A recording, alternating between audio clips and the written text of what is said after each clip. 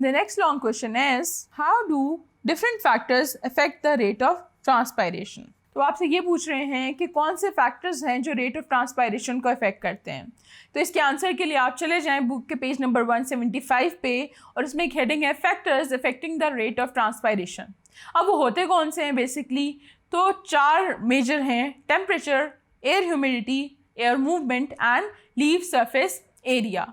कि किस तरह से टेम्परेचर अगर ज़्यादा हो तो ट्रांसपायरेशन ज़्यादा होती है, अगर ह्यूमिडिटी ज़्यादा हो तो ट्रांसपायरेशन कम होती है, एयर मूवमेंट ज़्यादा हो प्लांट के अराउंड तो भी ट्रांसपायरेशन ज़्यादा हो रही होती है, और अगर लीव का सरफेस एरिया बड़ा है तो भी ट्रांसपायरेशन ज़्यादा हो रही होती है। तो ये सारे वो फैक्टर्स हैं जो कि डायरेक्टली ट्रांसपायरेशन को इम्पैक्ट करते हैं, और ये जो मैंने आपको बताया ये वहाँ पे डिटेल में बुक में लिखे हुए हैं। एंड अगर आप ये सारे factors with their brief details लिख दें तो that would be more than enough for this long question.